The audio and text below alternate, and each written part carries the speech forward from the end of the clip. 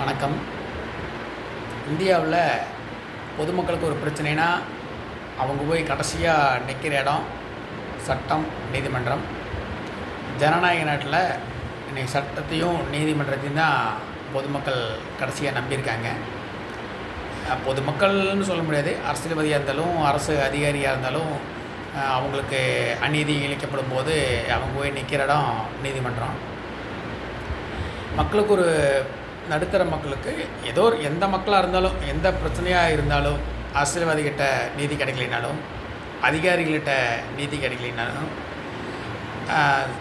உள்ளூர் பஞ்சாயத்து தலைவர் அவங்ககிட்ட நீதி கிடைக்கலைனாலும் அப்பா அம்மா அண்ணன் தங்கச்சி மாமன் எந்த பிரச்சனையாக இருந்தாலும் நமக்கு அநீதி நடக்கும்போது நமக்கு நீதி கிடைக்கும் அப்படின்னு சொல்லி போட்டு மக்கள் நிற்கிற இடம் சட்டம், நீதிமன்றம்.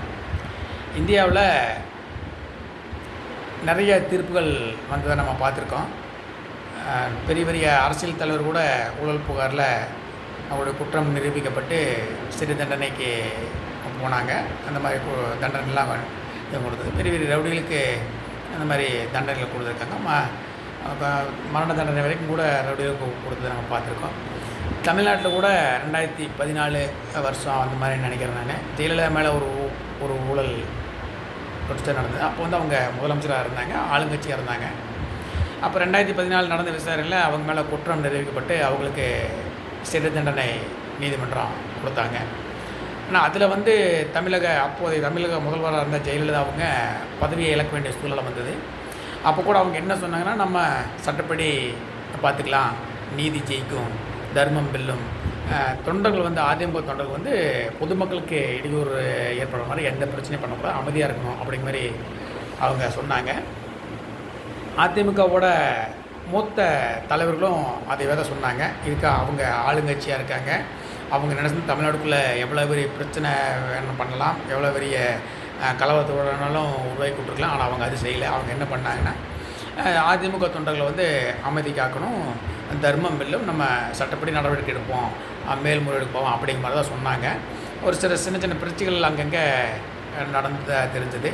அது வந்து அந்த அம்மா மேலே ரொம்ப அன்பாக பாசமாக இருக்கிறவங்கெல்லாம் அது ஒரு சின்ன பண்ண அதையும் அவங்க ஒரு நாள் அவங்க வந்து கட்டுக்குள்ளே கொண்டு வந்துட்டாங்க. ஏன்னா ஜெயலலிதா அவங்க இறந்தப்போ எங்கள் ஏரியாவில் கூட ஒரு அம்மா அந்த செய்தி கேட்டு ஒரு 1/2 மணி நேரத்தில் அட்டாக் வந்து இறந்துட்டாங்க. அந்தளவுக்கு அந்த ஜெயலலிதா மேலே பாசமாக இருந்தவங்களாம் இருந்தாங்க. ஆனால் அந்தளவுக்கு எந்த ஒரு விரும்பத்தகாத செயல்கள் வந்து தமிழ்நாட்டில் நடக்கலை. ஆனால் இன்றைக்கி மதுரையில் திருப்பரங்குன்றம் விவகாரத்தில் நீதிமன்றம் தீர்ப்பு சொல்லுது. நீதிமன்றம் இது 1 நாள் 2 நாளில் விசாரித்து தீர்ப்பு சொல்ல பல வருஷமாக கேஸ் நடந்துகிட்ருக்குது. அதுக்கு சம்மந்தப்பட்ட ஆளுகள், தொல்லியல் துறை இது மாதிரி பூரா விசாரணை பண்ணி சாட்சிகளை விசாரணை பண்ணி நீதிபதியே போய் நேரடியாக ஆய்வு பண்ணின மாதிரிலாம் தகவல் வச்சு பார்த்து தான் கடைசியாக தான் அந்த தீர்ப்பு கொடுத்துருக்குறாங்க. இதில் என்ன இந்த தீர்ப்பில் ஒரு பிரச்சனை என்ன அப்படின்னா, ஆளுங்கட்சியாக இருக்கிற திமுக வந்து சட்டத்தை, அதாவது கோர்ட்டு சொன்ன தீர்ப்பை நிறைவேற்ற வேண்டிய கடமை வந்து அரசாங்கத்துக்கு இருக்குது. அதை வந்து அவங்க நிறைவேற்றிருக்கணும். அந்த தீபம் ஏற்றுறதுக்கு வந்து அவங்க வழிவகை செஞ்சு கொடுத்துருக்கணும்.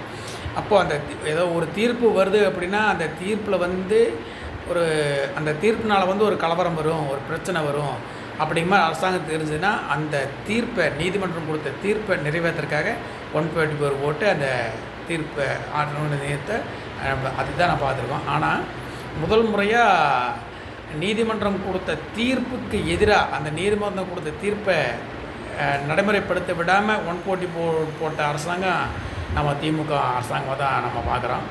திமுக அரசாங்கம் என்ன பண்ணியிருக்காங்கன்னா, இஸ்லாமியர்கள்ட்ட வந்து நம்ம நல்ல பேர் வாங்கணும், இஸ்லாமியருக்கு ஆதரவான கட்சி மாதிரி நம்ம காமிச்சிக்கணும் அப்படிங்கிறதுக்காக அந்த வேலையை செஞ்சோம் நம்ம பார்க்குறோம்.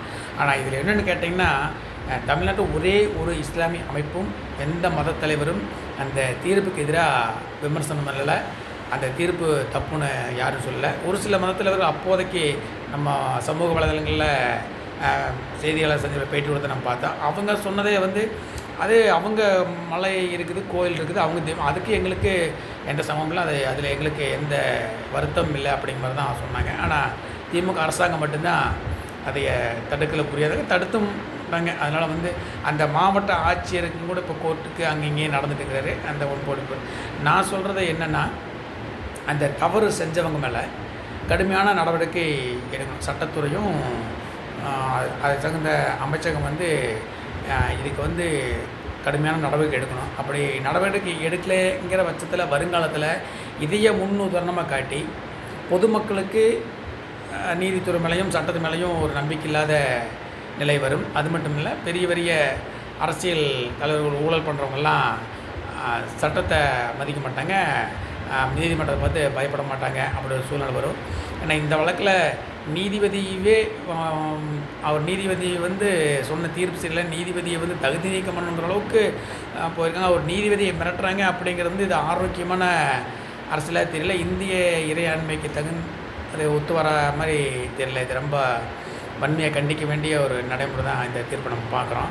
இதில் என்னென்னு கேட்டிங்கன்னா, நீதிமன்றத்தை அவதூறு பேசுனது மட்டும் இல்லாமல் தனி மனித தாக்குதல், அந்த நீதிபதியை வந்து திமுக கூட்டணி கட்சி தலைவர்கள் ரொம்ப வன்மையாக அவதூறு பேசுனதை நம்ம பார்த்தோம். அதில் திருமாவளவன் பேசியிருந்தார், அவர் அந்த நீதிபதியை வந்து ஆர்எஸ்காரர் அப்படிங்கிற மாதிரியும், இன்றைக்கி அதாவது நீதித்துறையிலையும் சங்கிகள் உள்றக்கானுங்க அப்படிங்கிற மாதிரி அவர் பேசினார். அந்தளவுக்கு பேசினார். இது வந்து ஆரோக்கியம். இதை வந்து மத்திய அரசாங்கமும் நீதித்துறையும் இதையை மன்னித்து விடாமல் இதை வந்து தீவிரமாக கண்காணித்து இதுக்கு ஒரு நல்ல முடிவு செய்யணும். சம்மந்தப்பட்டவங்க யாராக இருந்தாலும், சிஎம்மாக இருந்தாலும், பிஎம்மாக இருந்தாலும், சம்மந்தப்பட்ட அமைச்சர் யாராக இருந்தாலும் அவங்க மேலே கடுமையான நடவடிக்கை எடுக்கணும். சட்டப்படி அதுக்கு கோர்ட்டை அவமதிச்சாவோ இல்லை கோர்ட்டை விமர்சனம் பண்ணினாவோ என்ன தண்டனையோ, சட்டப்படி என்ன தண்டனையோ அந்த தண்டனையை கண்டிப்பாக நீதித்துறை கொடுத்தாகணும். அப்போ தான் வருங்காலத்தில் வந்து ஊழல் பண்ணுறவனுக்கும் கொள்ளை பண்ணுறவனுக்கும் நீதிமன்றத்து மேலே ஒரு பயம் இருக்கும், பொதுமக்களுக்கும் நீதித்துறை மேலே ஒரு நம்பிக்கை வரும். இது வந்து நீதித்துறையை, அதாவது எங்களுக்கு சாதகமாக நீதி சொல்லணும், தீர்ப்பு சொல்லணும், எங்களுக்கு சாதகமாக தீர்ப்பு சொல்லலைன்னா நாங்கள் நீதிபதியே மாற்றுவோம் அப்படிங்கிற ஒரு நீதித்துறையே மிரட்டுற மாதிரி நம்ம பார்க்குறோம். இந்த நாட்டாமை படத்தில் சில தீர்ப்பு எங்களுக்கு சாதகமாக இருக்கணும், இல்லை சாதகமாக நீர் வரும்போது அந்த நாட்டாமையை வந்து சுட்டு கொண்டுருவாங்க. அந்த மாதிரி ஒரு கதையை நம்ம பார்த்தோம். அந்த மாதிரி ஒரு சூழ்நிலைக்கு போகிற மாதிரி சுட்டு கொள்ளணும்னு நான் சொல்ல வரல. அந்த மாதிரி ஒரு தீர்ப்பு தவறாக சொன்னால் நீதிபதி மேலே நாங்கள் அவதூறு பரப்புவோம் அப்படிங்கிறது வந்து ஆரோக்கியமான அரசியல் இல்லை. இது சம்மந்தப்பட்ட அமைச்சகம் வந்து இதை சரி பண்ணணும் அப்படின்னு சொல்லிட்டு நான் கேட்டுக்கிறேன். நான் மட்டும் இல்லை, பொதுவாக நாங்கள் யதார்த்தமாக ஊருக்குள்ளே பேசிக்கும் போதே பொதுமக்கள் பெரிய படிப்பு, எனக்கே வந்து பெரிய படிப்பறிவெல்லாம் கிடையாது, நம்ம பொதுவாக நடக்கிறத பார்த்து தான் பேசியிருக்கோம். அப்படி உள்ளதை ஒரு மரத்துக்கடியே உட்காந்து பேசும்போது, டீ பேசும்போது இது வந்து ரொம்ப ஆபத்தான விஷயம், நீதிமன்ற சொன்ன தீர்ப்பை வந்து நடைமுறைப்படுத்தாமல் அலட்சியப்படுத்துறது ரொம்ப தப்பு அப்படிங்கிற மாதிரி பேசிக்கிறாங்க. இதனால் சம்மந்தப்பட்ட அமைச்சகம் இதுக்கு தகுந்த நடவடிக்கை எடுத்து இதை நீதியை நிலைநாட்டணும் அப்படின்னு நான் கேட்டுக்கிறோம். ஜெயகன்.